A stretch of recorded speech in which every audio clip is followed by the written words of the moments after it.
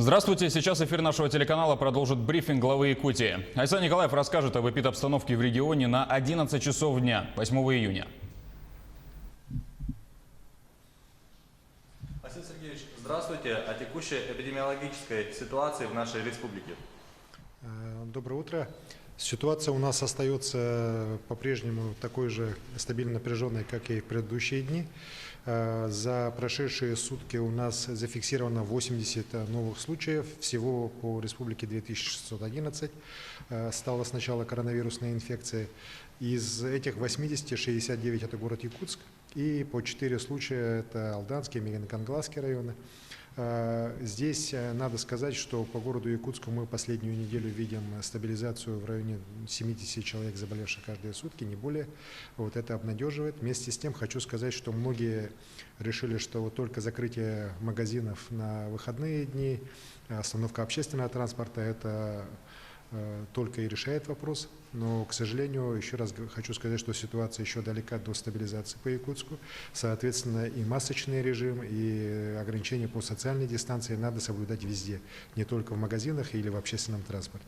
Поэтому я здесь прошу жителей города Якутска, да и вообще всех других наших населенных пунктов, где действует режим полной самоизоляции, вот эти вопросы никоим образом не забывать и их постоянно придерживаться. Конечно, есть усталость у людей, есть определенная уже даже, может быть, успокоенность, что вот сейчас все, мы уже на пике, и сейчас наплата, и сейчас болезнь начнет снижаться. Но для того, чтобы это реально происходило, нам необходимо все-таки вот эти дни очень четко придерживаться всех норм социального дистанцирования и тех ограничительных мер, которые сейчас прописаны.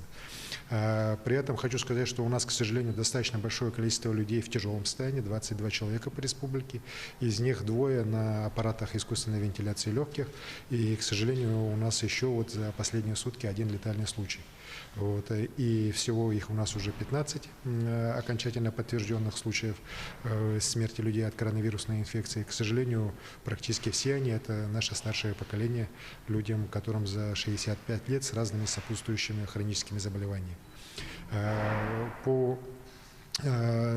Если говорить по другим районам, то в целом у нас такие горячие точки остаются такими же, как и прежде. Это у нас в первую очередь Намский район, где у нас 104 заболевших по 10 населенным пунктам района.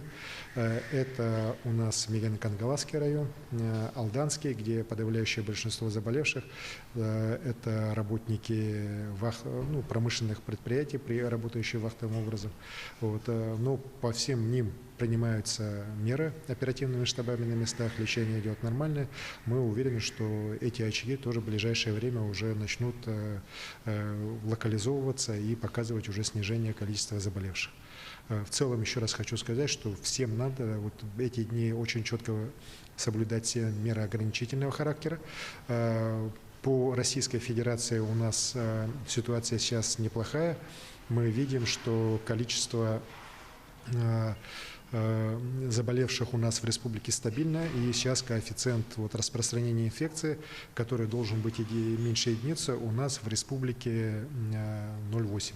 И это уже держится последние 5 дней. Это, если говорить по Российской Федерации, 12-й показатель в стране, хороший результат. И если такая ситуация будет продолжаться до конца недели, если мы будем видеть не увеличение, а снижение количества заболевающих в сутки, то, конечно же, ряд уже ограничительных мер, начиная с 14 числа, можно будет снимать.